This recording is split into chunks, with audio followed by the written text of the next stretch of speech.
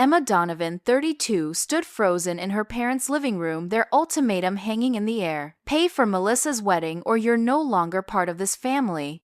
The room spun as 20 years of being the responsible daughter crashed down around her. Her sister smirked from the corner, twirling her massive engagement ring.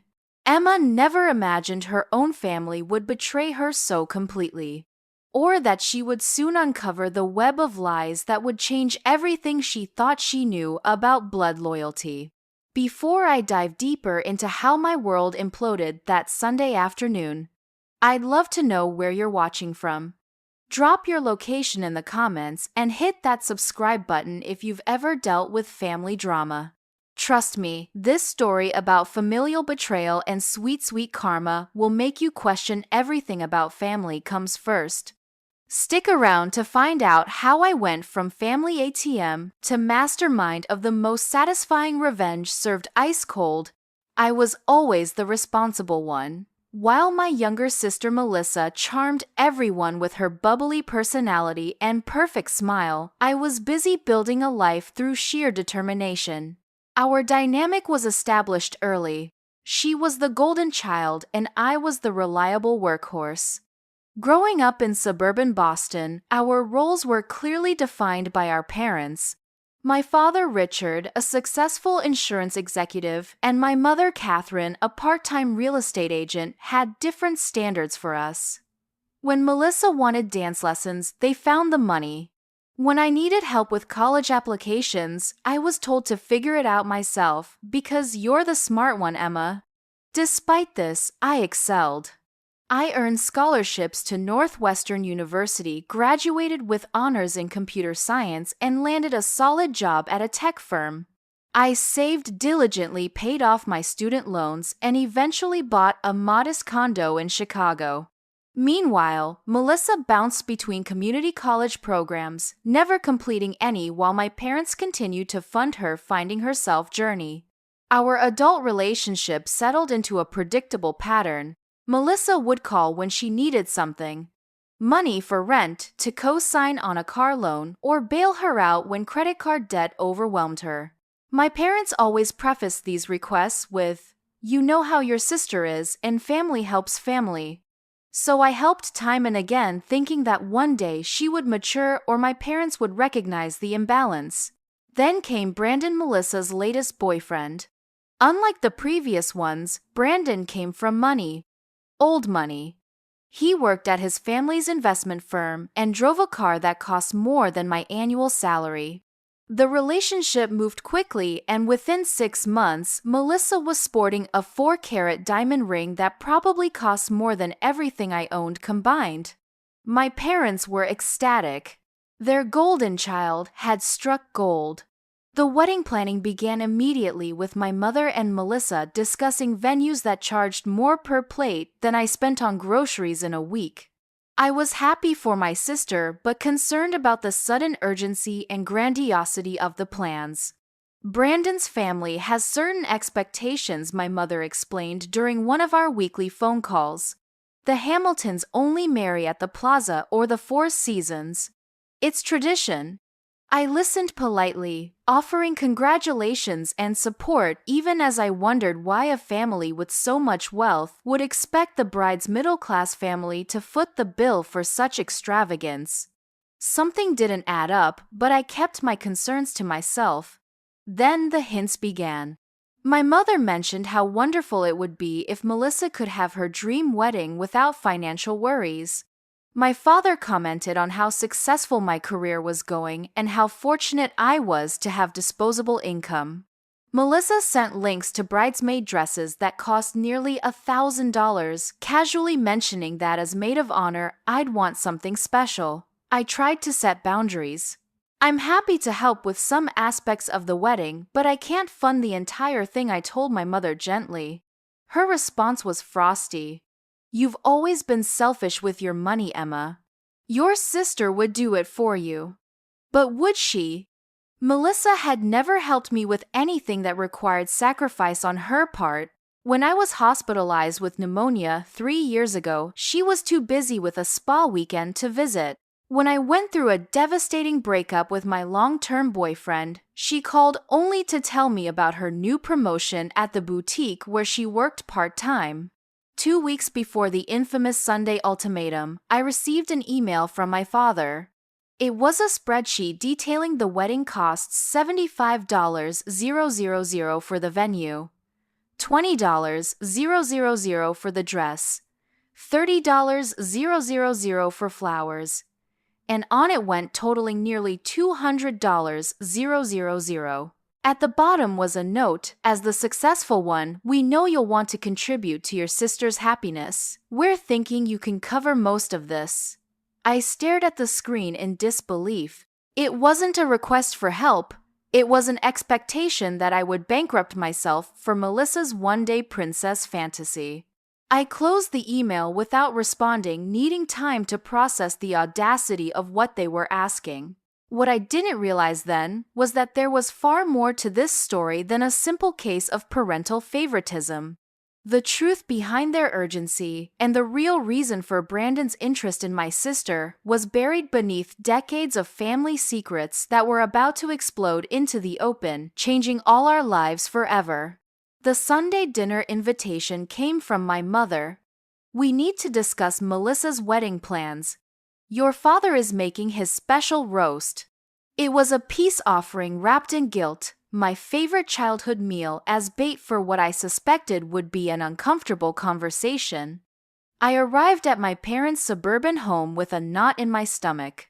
The familiar brick colonial with its perfectly manicured lawn represented everything I had worked to escape.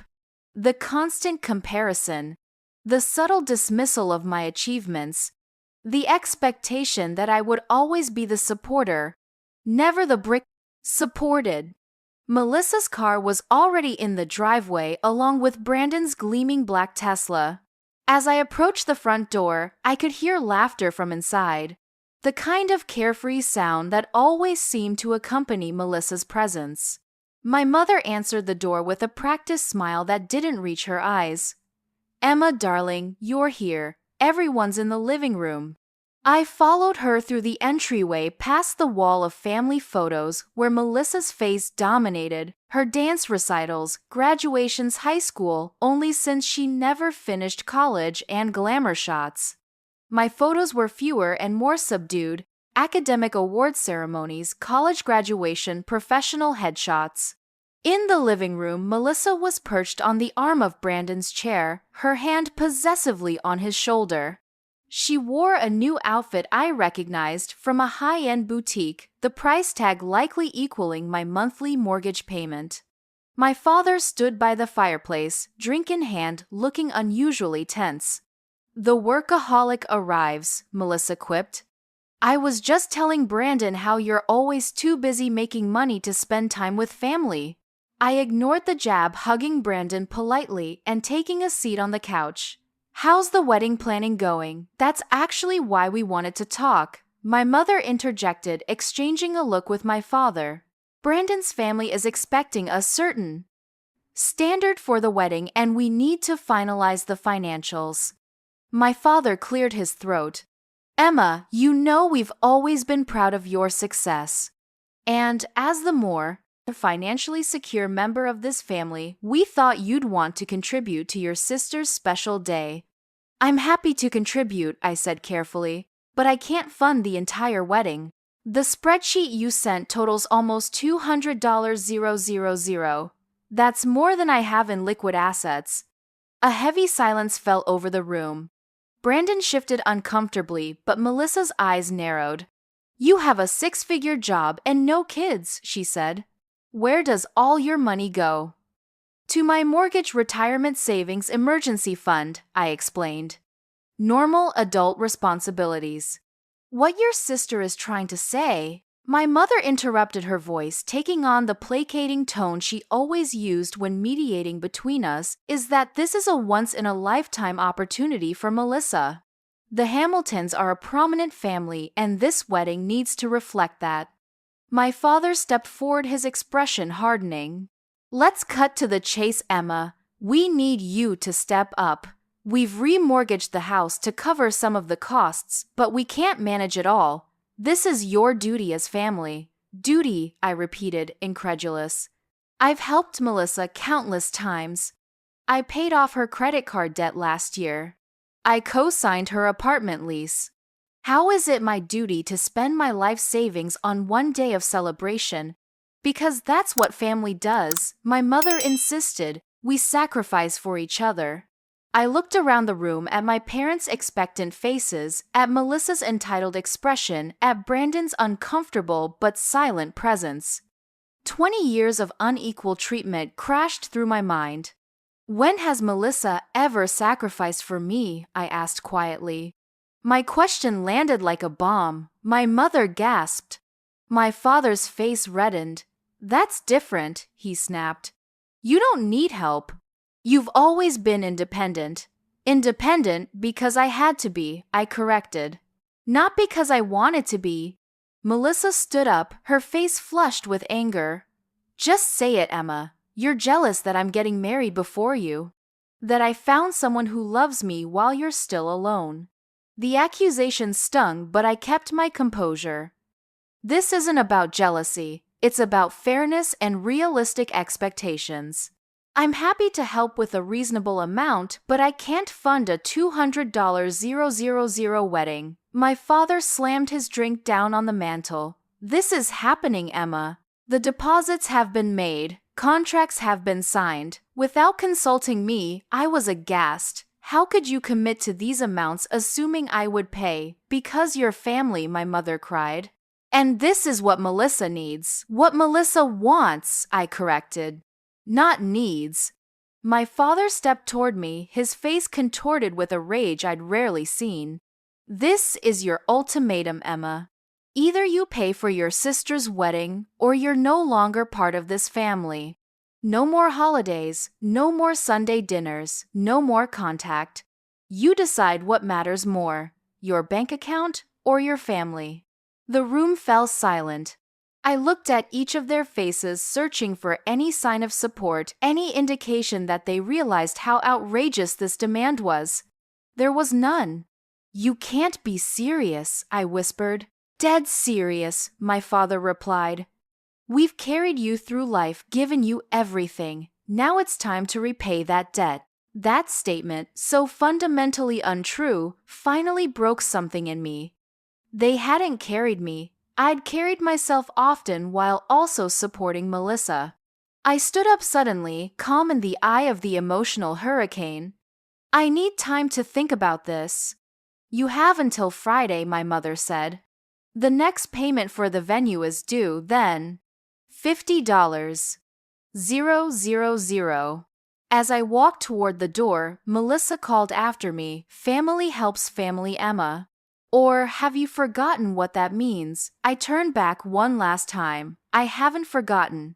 But I'm starting to wonder if we have very different definitions of the word family." What I didn't know then was that this confrontation would set in motion a chain of events that would expose secrets my parents and Brandon's family had desperately tried to keep hidden. Secrets that would shatter our family's foundation and lead to the most unexpected alliance of all. I couldn't sleep that night. The ultimatum echoed in my mind: pay or disappear, $200,000 for a wedding or lose my family forever. The choice seemed impossible, yet something about the situation felt wrong beyond the obvious unfairness. Why were my parents so desperate for this wedding to happen? Why was Brandon's wealthy family not covering more of the costs if traditions and appearances were so important to them? And why had the relationship progressed so quickly? Monday morning, I called in sick to work for the first time in 3 years. Instead of heading to my office, I sat at my kitchen table with a fresh cup of coffee and opened my laptop. It was time to do what I did best: research and analyze. First, I looked up Brandon Hamilton's family. They were indeed wealthy, with a financial services company that had been established 4 generations ago. Hamilton Investments managed portfolios for high-net-worth clients across the East Coast. According to their website, they specialized in discrete wealth management for discerning clients. Brandon was listed as a junior partner, having joined the firm after graduating from Dartmouth 5 years ago. So far, everything matched what Melissa had told us. But as I dug deeper into news articles and financial reports, something caught my eye. Hamilton Investments had been mentioned in several business journals recently, but not in a positive light. There were rumors of liquidity problems and clients withdrawing funds after disappointing returns. One article from 6 months ago, around the time Brandon and Melissa started dating, mentioned that the firm was seeking new capital infusion strategies to maintain its market position. The timing seemed suspicious. Next, I searched for information about Brandon himself. His social media presence was polished and professional, showing him at charity events, sailing on the family yacht, and posing in front of various Hamilton Investments buildings. But when I cross-referenced the dates of some photos with news events, I noticed discrepancies. Several images appear to be strategically reposted old photos, creating an illusion of ongoing success and activity that didn't match reality. My tech background made it easy to dig deeper. Using advanced search techniques, I found archived versions of news articles that had been subsequently edited or removed. One particularly interesting piece from a local business blog had originally mentioned Brandon Hamilton in connection with a failed investment venture that had cost clients millions. The revised version omitted his name entirely. By midday, I had compiled enough concerning information to justify my next step. I called an old college friend, Sarah, who now worked as a financial investigator for a major bank. "Hey Sarah, I need a favor that's firmly in the gray area of professional ethics," I said after we caught up briefly. "You've got my attention," she replied. "What's up?" I explained the situation with Melissa and Brandon, sharing my suspicions without going into the family drama details. "Something about his family's firm doesn't add up. I need to know if they're in financial trouble." Sarah was quiet for a moment. "I can't access private client information, but I can check some regulatory filings and industry chatter. Give me a day or two." While waiting for Sarah's information, I decided to investigate my own family's finances. My parents had mentioned remortgaging their house for the wedding, which seemed extreme even for their favoritism toward Melissa. Using the skills I'd developed in cybersecurity, I accessed public property records for their home. What I found stunned me. My parents hadn't just taken out a second mortgage, they had refinanced 3 times in the past 5 years, each time pulling out substantial equity. Their home, once nearly paid off, was now leveraged to almost 90% of its value. Where had all that money gone? I remembered the expensive cars they'd purchased, the luxury cruises, Melissa's emergencies, but even those couldn't account for the amounts involved. Something didn't add up. By Wednesday, Sarah called back. "Emma, you were right to be suspicious. Hamilton Investments is in serious trouble. They've lost several major clients in the past year, and there are whispers of regulatory violations.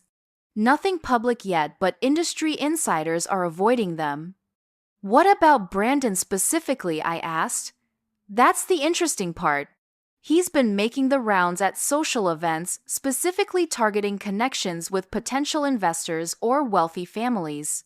There's a pattern of him dating women from families with assets or connections, then moving on when those resources are exhausted." My stomach turned. "So he's using my sister to access new money." "It looks that way," Sarah confirmed. "But there's more. Hamilton Investments recently established a new legal entity, a trust with very specific terms. It appears designed to protect certain assets from potential creditors or legal judgments." "When was this trust created?" 3 months ago, right around the time your sister got engaged." Everything was starting to make horrible sense. The rush to marriage, the extravagant wedding demands, my parents' desperate insistence that I pay. It wasn't just about Melissa being the golden child anymore. There was something much more calculated happening. I thanked Sarah and promised her dinner the next time she was in Chicago. Then I made one more call. to a private investigator recommended by a colleague. I needed to confirm my suspicions with hard evidence before confronting my family.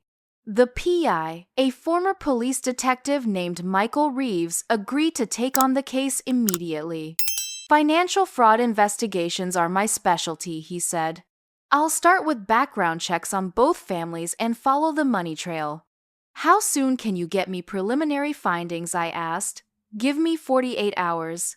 I'll have enough to point us in the right direction by then." Those 2 days were the longest of my life.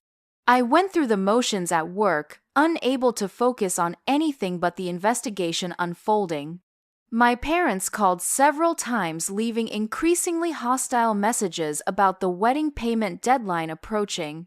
Melissa sent manipulative texts alternating between guilt trips and vague threats about regretting my choices. I ignored them all, waiting for Michael's report. When it finally came through on Friday morning, the same day as my parents' ultimatum deadline, the evidence was even more damning than I had imagined. Hamilton Investments was not just struggling, it was on the verge of collapse. The firm had lost 60% of its clients in the past year due to a series of failed investments and rumors of misappropriated funds. Brandon's father, William Hamilton, was under preliminary investigation by the SEC for potential securities fraud. The new capital infusion strategy they sought was in reality a desperate attempt to bring in money before everything fell apart. But the most shocking revelation involved my own parents. Michael had uncovered a series of wire transfers from my parents' accounts to a shell company connected to Hamilton Investments. Over the past 5 years, they had funneled nearly $500,000, likely the proceeds from their repeated refinancing, into what appeared to be an investment scheme promised by William Hamilton. My parents weren't just asking me to pay for Melissa's wedding because of favoritism. They were financially entangled with the Hamiltons and desperate to maintain the relationship. The wedding was a facade, a way to cement the families and potentially save my parents from financial ruin when the Hamilton empire inevitably collapsed. As I read through Michael's detailed report, another piece of the puzzle fell into place. Among the documents was a copy of a trust agreement, the same one Sarah had mentioned. It named Melissa as a beneficiary upon her marriage to Brandon, seemingly protecting some Hamilton assets from creditors by moving them into her name. The entire situation was a calculated scheme. Brandon wasn't marrying my sister for love, he was using her as a financial shield. My parents weren't celebrating a joyous union. They were grasping at a lifeline for their own financial salvation. And I was expected to bankroll the entire charade. The 5:00 p.m. deadline my father had set was approaching. With Michael's report in hand and a new sense of clarity about what was really happening, I made my decision. I would confront them all, not with money, but with the truth. And in doing so, I would set in motion events that would change our family forever. At exactly 4:30 p.m., I pulled into my parents' driveway. This time, both Melissa's car and Brandon's Tesla were already there, along with an unfamiliar Bentley that I suspected belonged to Brandon's parents. Perfect. Everyone would be present for what was about to unfold. I'd spent the afternoon preparing.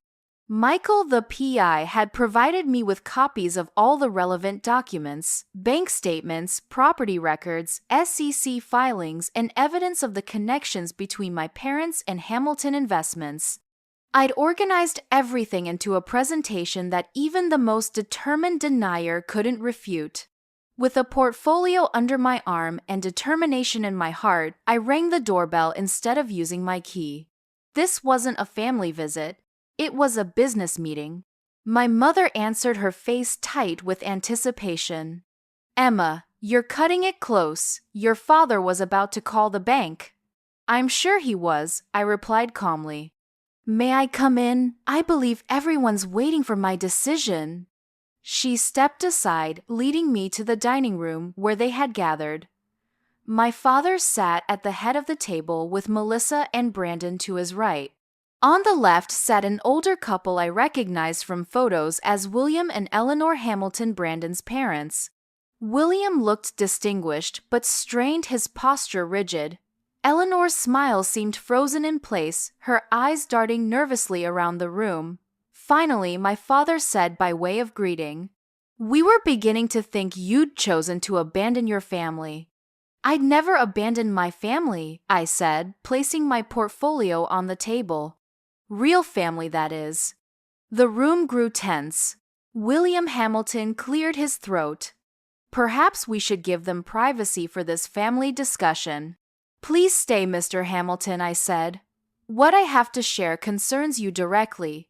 Brandon shifted in his chair, his confident demeanor slipping slightly. "Emma, we're just trying to finalize wedding details. If you've brought the funds, we can wrap this up quickly." "I've brought something much more valuable than money," I replied, opening my portfolio. "The truth." I pulled out the first document, a detailed report on Hamilton Investments' financial status, and placed it in the center of the table.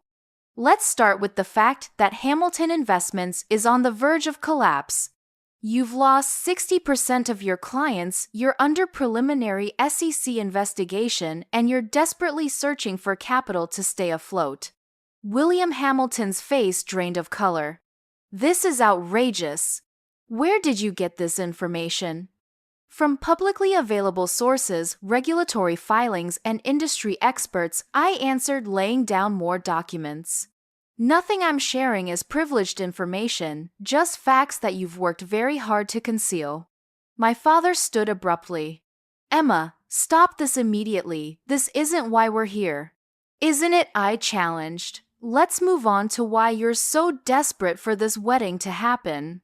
Here are records of wire transfers from your accounts to Hamilton shell companies over the past 5 years. Nearly $500,000 that you've invested with a firm that's about to implode." My mother gasped, reaching for my father's arm. "Richard, what is she talking about?" "Interesting." So my mother wasn't fully informed. The family's secrets ran deeper than I thought. "It was a private investment opportunity," my father muttered. William assured me it was secure. "Nothing about Hamilton Investments is secure." I continued, laying down more papers. "And here's the most interesting part. A trust agreement created 3 months ago naming Melissa as a beneficiary upon her marriage to Brandon. A trust specifically designed to shield assets from creditors and regulatory agencies." Melissa stared at the documents, then at Brandon. What is she talking about? What trust? Brandon wouldn't meet her eyes. "It's just a standard arrangement, babe. For our future." "No," I corrected. "It's a financial shield. You're not marrying my sister because you love her. You're marrying her to protect Hamilton assets when everything collapses. And Dad is supporting this charade because he's hoping to recover his own bad investments." The room erupted in chaos. My father shouted denials, William Hamilton threatened legal action, and Eleanor Hamilton began quietly weeping. Brandon sat in stunned silence while Melissa's face crumpled in confusion and betrayal. I raised my voice above the din. "The $200,000 wedding isn't about celebration. It's about maintaining appearances while you orchestrate this financial maneuver. And you expected me to fund it either out of familial duty or ignorance. You have no idea what you're talking about," my father sputtered, but his face betrayed the truth. "I know exactly what I'm talking about," I countered. "And so do you. The question is whether Melissa does. Did you tell her she was being used as a pawn in a financial scheme? Did you explain that her dream wedding was actually a business transaction?" Melissa turned to Brandon, tears streaming down her face. "Is this true? Are you marrying me to protect your family's money?" Brandon finally looked at her, his expression calculating. "It's more complicated than that. Yes, there are financial considerations, but you don't deny it," she interrupted, her voice breaking. "Everyone has angles in a marriage," William Hamilton interjected. "The Donovans aren't exactly innocent here." Richard has been pushing for this union just as hard as we have. My mother turned to my father, shock evident on her face. Richard, what have you done? My father's composure finally broke. I was trying to secure our future. The investments went bad, and William promised this was the way to make things right. The trust would protect some assets, and once they were in the family through Melissa's marriage, we would have access to funds again. So, I'm just a transaction, Melissa whispered. For the first time in her life, I felt genuine sympathy for my sister.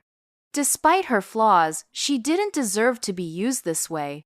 Not just a transaction, Brandon attempted reaching for her hand. A mutually beneficial arrangement. Melissa pulled away from him, her expression hardening. You never loved me. Love is a luxury in our circles, Eleanor Hamilton said quietly. Brandon is doing what's necessary for the family just as we all must. I turned to my sister. Melissa, I didn't come here to hurt you. But you deserve to know the truth before you tied yourself legally to this situation. For a moment, the golden child facade dropped completely, and I saw my sister. Really saw her. Perhaps for the first time in years. Beneath the entitlement and the manipulations was a woman who had been shaped by our parents' favoritism just as much as I had been, albeit in different ways. How did you figure all this out? She asked me. I did what I always do. Research analysis following the evidence, I answered. When something doesn't make sense, I dig until it does. William Hamilton stood gathering his documents. This meeting is over. Brandon, we're leaving. Richard, I suggest you get your daughter under control before she causes any more damage. Which daughter? I asked pointedly. The one you were planning to use as a financial shield, or the one who exposed your scheme? Brandon rose to follow his parents, pausing only to say to Melissa, We can discuss this later, when everyone's calmer. There's nothing to discuss, Melissa replied, her voice stronger than I'd expected. The wedding is off. As the Hamiltons made their exit, the room fell into a heavy silence. My parents looked shell-shocked, their carefully constructed plans crumbling before their eyes. Melissa sat motionless, staring at the documents spread across the table. Finally, my father turned to me, his expression a mix of fury and defeat. Are you satisfied now? You've ruined everything. I didn't ruin anything, I replied calmly. I revealed the truth. There's a difference. What happens now? My mother asked, her voice small. With the investments, the house, you'll need financial and legal advice that I'm not qualified to give, I said. But continuing with a fraudulent marriage wouldn't have saved you anyway. The SEC investigation will proceed regardless. Melissa looked up at me, her mascara streaked down her cheeks. Why did you do this? Why not just refuse to pay and walk away? It was a fair question, one I had asked myself repeatedly over the past few days. Because despite everything, you're still my sister. And no one deserves to be used the way they were planning to use you. The truth hung between us. Complicated, painful, but finally in the open. This confrontation wasn't the end of our story, but rather the beginning of something new. What none of us realized in that moment was how the aftermath would reshape our family in ways none of us could have predicted, and how karma would eventually find its way to everyone involved. Hey everyone, as we reach this intense turning point in my story, I'd love to hear if you've ever uncovered a shocking family secret. This confrontation changed everything for me, and I'm still processing how I felt standing there watching my sister's world collapse, while also feeling vindicated about exposing the truth. Have you ever had to be the bearer of difficult truths? Let me know in the comments below, and don't forget to like and subscribe to hear how this family drama continues to unfold. The next part reveals how quickly karma came for the Hamiltons, and trust me, it's worth sticking around for. The 24 hours following the confrontation were like watching a building implode in slow motion. Everything my family had built, relationships, reputations, financial security, crumbled under the weight of exposed truths. Melissa spent the night at my condo, arriving at my door around midnight with red-rimmed eyes and a hastily packed overnight bag. I hadn't expected this development, but I welcomed her in without question.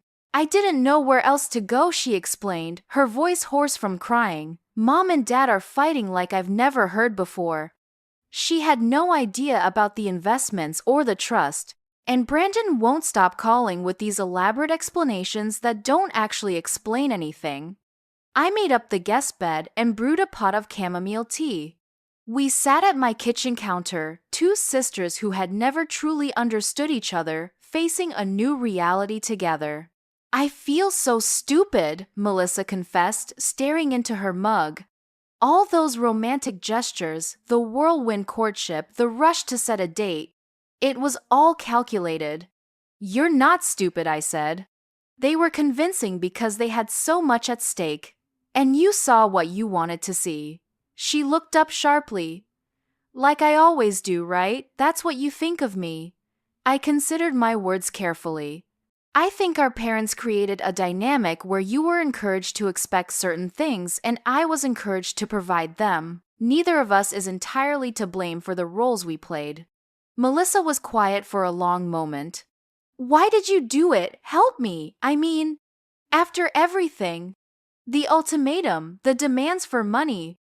Why didn't you just walk away and let me learn the hard way? Because that's not who I am, I said simply. And because no matter our differences, you didn't deserve what they were planning. The next morning, while Melissa slept, I received a call from Michael, the PI. You might want to turn on the financial news, he said, without preamble. The SEC just announced a formal investigation into Hamilton Investments. Someone leaked information about their liquidity problems and their remaining clients are pulling out en masse. I flipped on the television to see William Hamilton's face plastered across the screen alongside headlines about potential securities fraud and misappropriation of client funds. The reporter mentioned sources close to the family revealing problematic business practices. Did you leak this? I asked Michael. Not directly, he replied. But I may have shared some concerns with former colleagues at the regulatory agencies. The truth has a way of finding daylight. By noon, my parents were calling non-stop.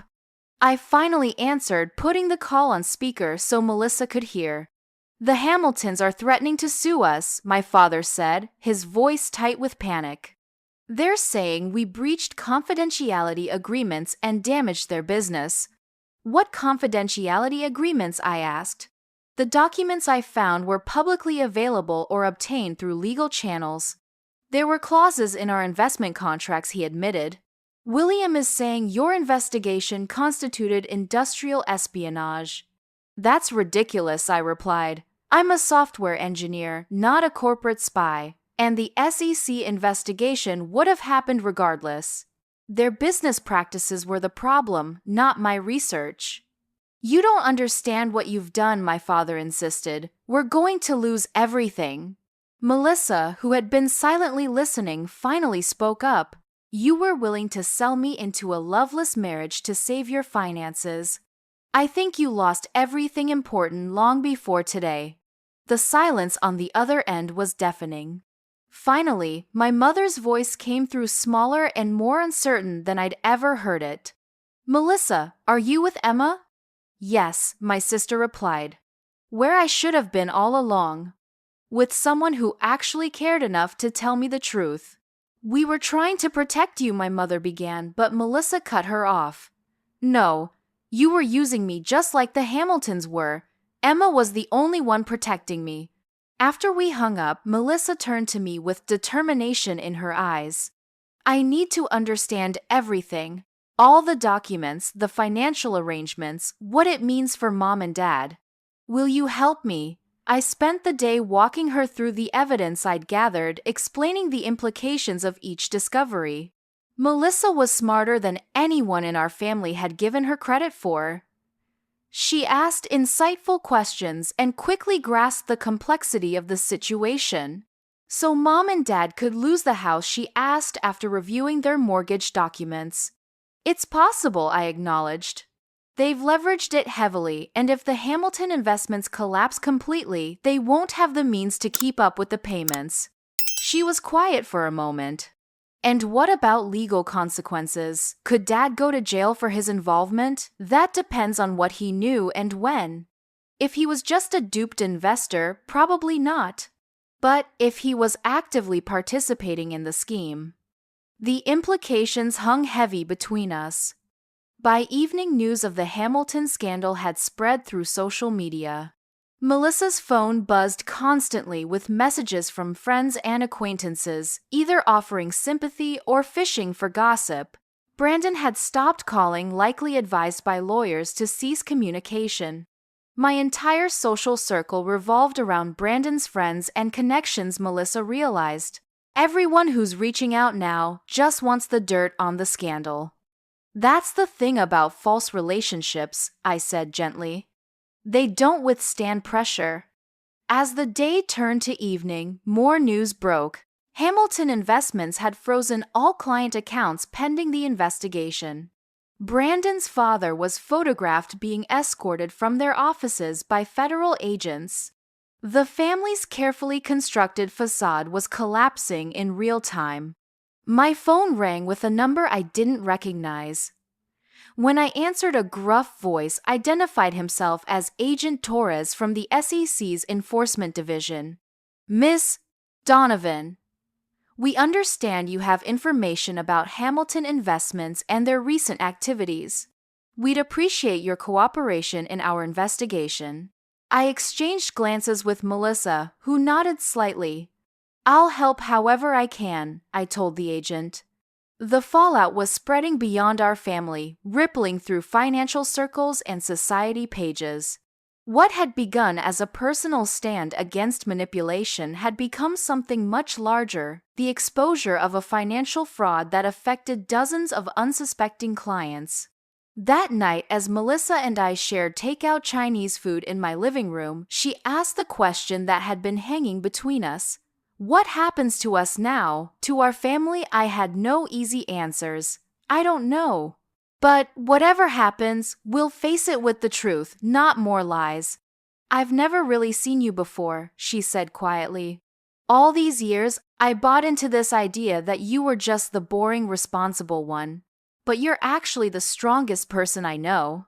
Her words touched something deep inside me. A wound that had been festering since childhood. For once, my sister was seeing me clearly, and it meant more than I could express.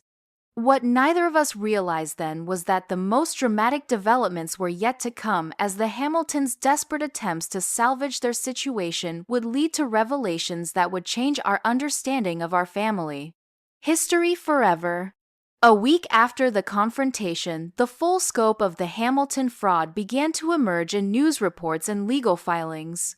William Hamilton hadn't just mismanaged funds, he had orchestrated a sophisticated Ponzi scheme that had ensnared dozens of wealthy clients, including my father. Agent Torres called me in for a formal interview where I handed over all the documentation I had gathered. Your research was impressively thorough, he commented. Have you ever considered a career in financial investigation? I prefer coding, I replied. It's usually less dramatic. When I returned home, I found Melissa poring over old family photo albums and financial records she'd retrieved from our parents' house during a brief, tense visit. I found something weird, she said, spreading papers across my dining table. Look at these dates. She had organized a timeline of our family's financial activities over the past 20 years. Certain patterns emerged. Large withdrawals, investments, periods of unusual prosperity, followed by belt tightening. Dad started investing with Hamilton Investments 15 years ago, she noted. That's much earlier than he admitted. Around the time I was applying to colleges, I realized. When they told me they couldn't help with tuition. Melissa nodded. And look at this, the biggest investment came right after Grandma Donovan died. Dad always said she left everything to charity, but these numbers suggest otherwise. We were reconstructing our family's financial history, and the picture it painted was disturbing. Our parents had consistently prioritized risky investments with the Hamiltons over their children's needs, particularly mine. There's more, Melissa said, hesitation in her voice. I found this in Dad's home office. She pushed a yellowed newspaper clipping toward me. It was a small article from 30 years ago announcing the engagement of Catherine Mitchell to Richard Donovan. There was a grainy photo of our parents looking young and happy. But what caught my eye was the caption mentioning Mitchell, daughter of James Mitchell, former CFO of Hamilton Financial Group. Mom's father worked for the Hamiltons. I was stunned. This connection had never been mentioned. Not just worked for them, Melissa said. I did some digging. Grandpa Mitchell was accused of embezzlement back in the 1982. He died before the case went to trial and all charges were dropped. The pieces were falling into place. A decades-long relationship between our family and the Hamiltons' financial entanglements that preceded our birth, secrets buried beneath the surface of our seemingly ordinary suburban life. Do you think Mom knew? I asked. About Dad's investments, about Brandon's intentions, Melissa shrugged. I don't know anymore. I thought I knew our parents, but now… Our conversation was interrupted by my phone ringing. It was Michael, the PI. Emma, have you seen the news? Brandon Hamilton tried to flee the country last night. He was detained at Logan International with a fake passport and nearly $1 million in bearer bonds. What about his parents? William is cooperating with authorities, apparently trying to cut a deal. Eleanor has checked into a wellness facility in Arizona. The whole empire is imploding. After I hung up, Melissa and I sat in silence, processing the latest development. The man she had nearly married was now facing criminal charges. The fairy tale had transformed into a legal thriller. I should feel devastated, Melissa said finally. But mostly I feel relieved. Is that awful? It's honest, I replied. And honesty is something our family could use more of. The next day brought another unexpected turn. My mother arrived at my condo alone, looking years older than she had just weeks before. Her designer outfit had been replaced by simple jeans and a sweater, her hair unstyled, her face bare of makeup. I invited her in, cautiously uncertain of her intentions. Melissa emerged from the guest room, equally wary. I owe you both an apology, my mother said, her voice trembling. Especially you, Emma. I've allowed your father's favoritism toward Melissa to go unchallenged for years, and I participated in it myself. She sat heavily on my couch. What you don't know, what I never told either of you, is why. My mother revealed a family history we had never known. Her father, James Mitchell, had indeed worked for the original Hamilton patriarch, but their relationship went deeper than business. My father was William Hamilton's half-brother, an illegitimate son kept secret and given a different name but still blood-related. The embezzlement charges were fabricated when he threatened to reveal his parentage and claim part of the family fortune. Melissa and I exchanged shocked glances. We're related to the Hamiltons, Melissa whispered. Distantly, our mother confirmed. Your father saw it as leverage when he discovered the connection after we were married. He began investing with them using the family secret as a way to gain preferential treatment. And Brandon, I asked, did he know he was dating his distant cousin? I don't believe so, my mother said. That part of family history was buried deep. But William knew. He must have seen Melissa as a way to keep potential inheritance claims within the family while protecting assets from creditors. The revelation was staggering. Decades of manipulation, secrets, and financial schemes built on a foundation of hidden family ties and buried resentments. When I married your father, I was young and in love, my mother continued. I didn't understand how obsessed he would become with accessing the Hamilton wealth he believed was partly our birthright. Over time, it consumed him. And me, I asked, why was I always treated differently? My mother looked away, shame evident in her expression. You reminded your father too much of my father, analytical questioning always looking beneath the surface. He feared you would uncover the secrets he was keeping. So he kept you at a distance while encouraging Melissa's more manageable nature. Manageable, Melissa repeated flatly. You mean easily manipulated. Our mother didn't deny it. I failed you both in different ways. I allowed your father to mold you into the roles he assigned. Melissa as the golden child who would someday make a connection back to the Hamilton fortune, and Emma as the self-sufficient one who would never need to know about the family's past. As she spoke, years of confusion and hurt began to make sense. The differential treatment hadn't been about love or preference. It had been about control and a decades-long scheme to reclaim what my father believed was our family's due. Where is Dad now? Melissa asked. Meeting with lawyers, our mother replied. The SEC wants to interview him about his knowledge of William's activities. He still believes he can salvage something from this disaster. She reached for my hand, then Melissa's. I don't expect forgiveness, but I want you both to know that I'm done with the secrets and the schemes. Whatever happens next, legally, financially, I want to face it honestly. For the first time in my life, I felt like I was seeing my mother clearly, not as the polished, perfect suburban wife, but as a flawed woman who had made terrible choices and was finally acknowledging them. What do you want from us? I asked directly. Nothing, she said. I just wanted you to know the truth. All of it. You deserve that much at least. After she left, Melissa and I tried to process this new layer of family history. Do you believe her? Melissa asked. About the Hamilton connection, I think so, I replied.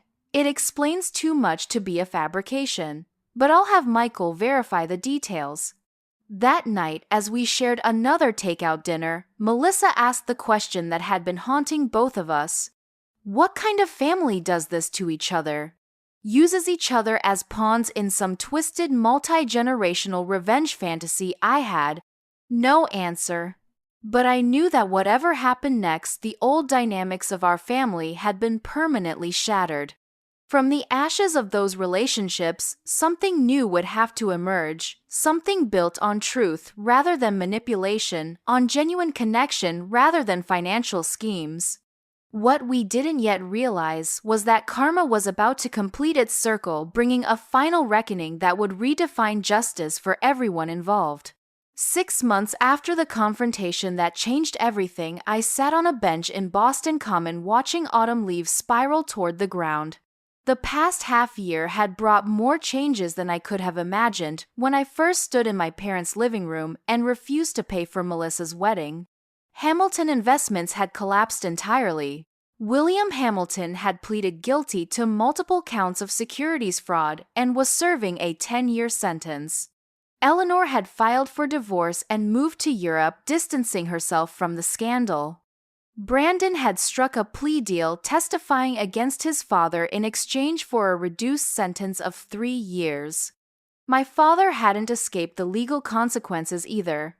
While he wasn't charged with fraud, his knowledge of the scheme and failure to report it resulted in hefty fines and 5 years of probation.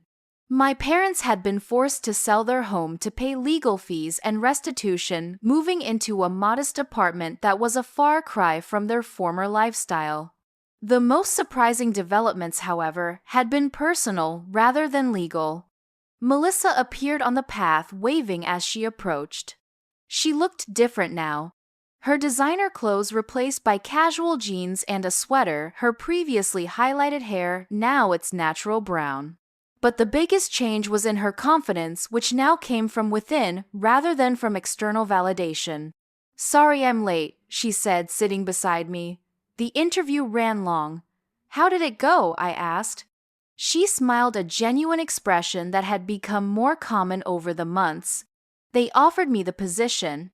Assistant coordinator for the Victim Restitution Fund. It was fitting. After the Hamilton fraud was exposed, a fund had been established to help recover and distribute assets to those who had lost money in the scheme. Melissa had volunteered to help using her inside knowledge of the family and their tactics to assist investigators. Now that volunteer work had transformed into a job offer. "That's wonderful," I said, genuinely proud of how she had turned trauma into purpose. "You deserve it." "I couldn't have done it without you," she replied. "Not just the Hamilton exposure, but everything after. Teaching me how to build a life on my own terms." Our relationship had transformed during our months as roommates. The childhood rivalry had given way to a tentative friendship, then a genuine sisterhood as we helped each other process the family secrets that had shaped us both. "How's Mom doing?" I asked. Our mother had also undergone a profound change, separating from our father and starting therapy to address her role in the family dynamics. "Better," Melissa said. "She's talking about taking classes at the community college. Something about finishing the education she abandoned when she married Dad." We sat in comfortable silence for a moment, watching a young family play with a golden retriever on the lawn nearby. "I got another letter from Dad," Melissa mentioned. "Same as always. Justifications, subtle blame, no real accountability. Are you going to respond?" I hadn't spoken to our father since his sentencing. Melissa maintained minimal contact, partly out of a sense of duty that she was working to examine in therapy. "Not this time," she decided. "Dr. Martin says I need to establish boundaries based on current behavior, not childhood obligations." I nodded, impressed by her growth. "That sounds healthy." My phone buzzed with a text from Sarah, my friend, who had helped with the initial investigation. She had introduced me to her brother Daniel a few months ago, and we had been dating casually since then. "Still on for dinner tonight," the message read. "Tell Sarah and Daniel I said hi," Melissa said, noticing my smile. "And don't forget we have that real estate appointment tomorrow." We had decided to sell my condo and buy a small two-family house together, a decision that would have been unthinkable a year ago but now felt right. We were rebuilding our definition of family on our own terms. As we walked toward the T station to head home, Melissa linked her arm through mine. "Do you ever regret it?" Standing up to them that day, exposing everything, our lives would be so different if you hadn't. I considered the question carefully. Different, yes, but not better. We'd be living lies. You married to someone who didn't love you. Me, financially depleted, to support a fraud, our parents continuing their schemes. The truth was painful but necessary. "I used to think karma wasn't real," Melissa mused.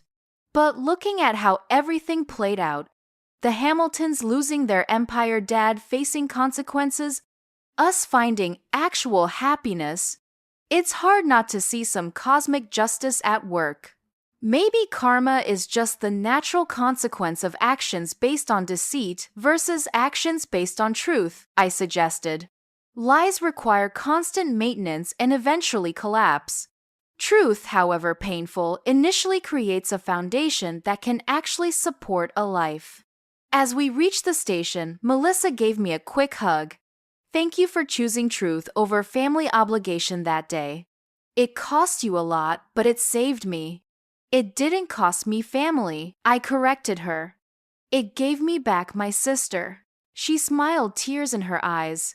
"Same time Saturday for brunch. Wouldn't miss it, I promised."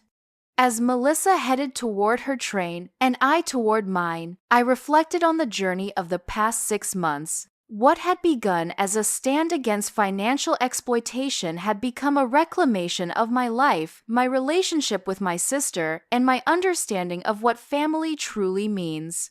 Sometimes the most loving thing you can do is to refuse to participate in a damaging pattern, even when it means facing rejection and loss. Sometimes walking away from toxic expectations is the first step toward finding your way home to yourself and to the authentic connections that were buried beneath decades of manipulation and lies. In the end, I didn't pay for my sister's wedding. Instead, I gave her something far more valuable, the truth that set us both free. Hey everyone, This story about family betrayal and finding justice really hits home for me. Have you ever had to stand up for what's right even when it hurt? I'd love to hear your thoughts in the comments below. If you found value in my family's journey from manipulation to truth, please hit that like button and subscribe to hear more real-life stories. Share this with someone who might need to hear that sometimes the hardest choices lead to the greatest healing. Thank you all for listening to my story, and remember, sometimes the family we choose becomes more important than the family we're born into. See you in the next video.